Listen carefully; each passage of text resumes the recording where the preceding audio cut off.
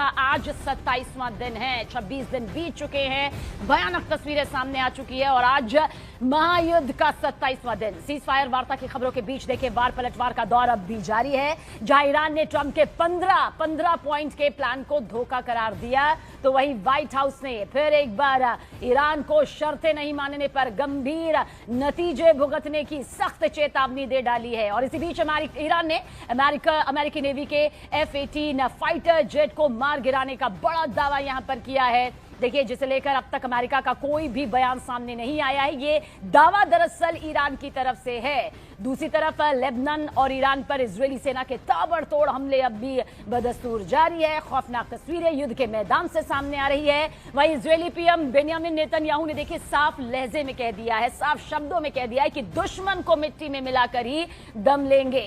Israel का साफ कहना है कि युद्ध विराम पर अपनी रक्षा के लिए दुश्मनों पर वार इसी तरह से इजरायल करता रहेगा।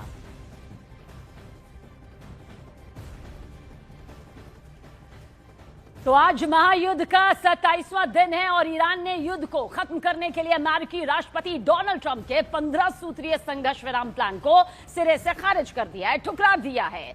इसने अपनी 5 मांगों के लिए एक नई सूची जारी की है, जिसमें होर्मुज स्ट्रेट पर पूरी तरह ईरान के अधिकार को मान्यता देने की मांग शामिल की गई है। ईरान के सरकारी मीडिया प्रेस टीवी ने अधिकारियों के हवाले से बताया कि ईरान ने अमेरिका और इजरायल की तरफ से शुरू किए गए युद्ध के लिए मुआवजा, हमलों को पूरी तरह रोकने और क्षेत्र में रेजिडेंस समूहों पर हमले बंद करने जैसी शर्तें रखी है। और ईरान ने देखिए साफ और सख्त लहजे में यह भी कह दिया है कि ट्रंप ये तय नहीं कर सकते कि युद्ध कब और किन शर्तों पर खत्म होगा। ईरान युद्ध को अपनी मर्जी से और अपनी शर्तों पर ही खत्म करेगा, ये ईरान की तरफ से साफ कर दिया गया है। तो देखिए, ट्रंप की शर्तें ठुकराकर ईरान ने अपनी 5 शर्तें यहां पर रखी और साफ तौर से कह दिया कि अमेरिका ये तय नहीं कर सकता है कि युद्ध कब खत्म होगा। अमेरिका के अखबार द वॉल स्ट्रीट जर्नल में छपी एक रिपोर्ट के मुताबिक ईरान ने अमेरिका के उन सैन्य ठिकानों को हटाने की शर्त रख दी जो उसके आसपास है, यानी कि खाड़ी देशों में मौजूद मिलिट्री बेस को हटाने की यह शर्त ईरान की तरफ से है। ये ईरान ने अमेरिका के सामने रख दी है और इसके अलावा ईरान ने युद्ध में हुए नुकसान की भरपाई की भी मांग कर दी है। भविष्य में अमेरिका या इजरायल उस पर हमले नहीं करेंगे, इसकी गारंटी भी मांगी गई है। ईरान ने यह भी मांग कर दी है कि अमेरिका ने जो उस पर प्रतिबंध लगाए थे वो सब फौरन वापस ले ले। द वॉल स्ट्रीट जर्नल के मुताबिक ईरान ने अमेरिका के सामने खाड़ी देशों में मौजूद उसके सैन्य अड्डों को हटाने की ये शर्तें रखी हैं। ये सैन्य अड्डे ईरान के बेहद करीब हैं और जंग के दौरान अमेरिका ने इनका इस्तेमाल करके भी ईरान को निशाना यहां पर बनाया है।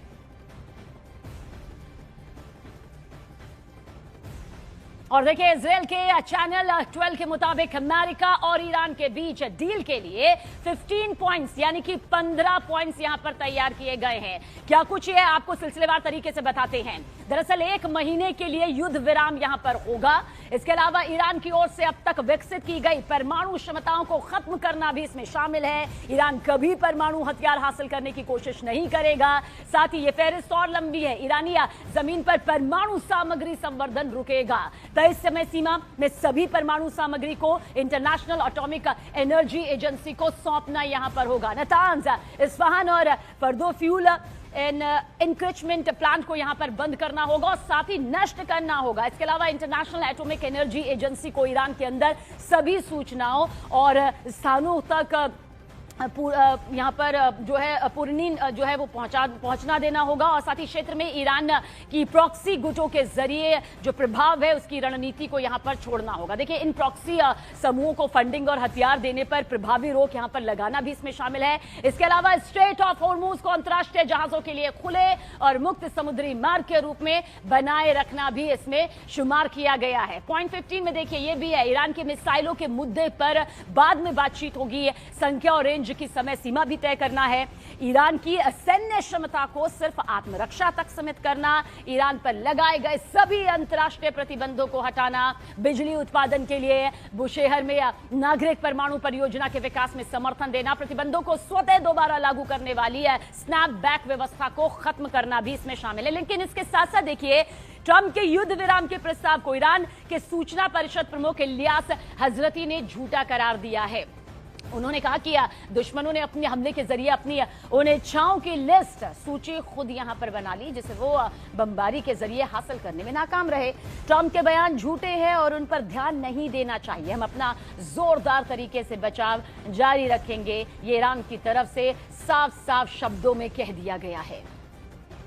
برای خودشون حرفایی که آرزوهاشون بود که در اثر حمله به دست بیارن اومدن اونا را لیست کردن برای خودشون. حرف اینا گمان زنی های رسانه‌ای است و دروغگویی های آقای ترامپ. خیلی دقت نکنید. और देखिए, शर्त नहीं मानने पर अमेरिका की ईरान को धमकी सामने आई है। वॉर ब्रेकिंग आप तक पहुंचा दे, जहां पर ट्रंप सिर्फ धमकी नहीं देते हैं, यूएस की तरफ से कहा गया है, अमेरिका की तरफ से यह भी कहा गया है कि भाई ईरान को फिर कोई गलती नहीं करनी चाहिए। राष्ट्रपति डोनाल्ड ट्रंप शांति चाहते हैं अब, और हिंसा सिर्फ ईरान की जिद का नतीजा होगी।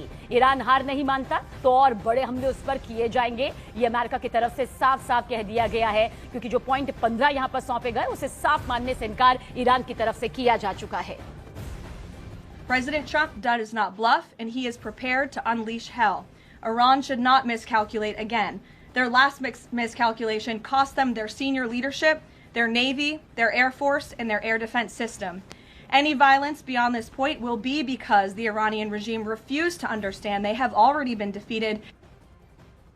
और देखिए, स्ट्रेट ऑफ होर्मुज पर आईआरजीसी के प्रवक्ता का बड़ा दावा सामने आया है। होर्मुज स्ट्रेट के अब पहले जैसे हालात नहीं हैं। ईरान ने अब समुद्री नियम बदल दिए हैं। अब हमारे परमिट के बिना जहाज नहीं गुजरेंगे। होर्मुज से निकलने के लिए हमारी परमिशन यहां पर जरूरी होगी, यानी कि अनिवार्य यहां पर ईरान की तरफ से कर दिया गया है। قدرت راهبردی که از آن دم می‌زدید تبدیل به شکست راهبردی شده. مدعی ابرقدرتی دنیا اگر میتوانست از این مخمصه رها شود تا حالا شده بود. اسم شکستتان را توافق نگذارید. वहीं पश्चिम एशिया जंग पर ऑल पार्टी मीटिंग हुई, जब विदेश मंत्री एस जयशंकर से जंग में पाकिस्तान की मध्यस्थता को लेकर सवाल पूछा गया तो एस जयशंकर ने कहा कि हम हलाल देश नहीं हो सकते।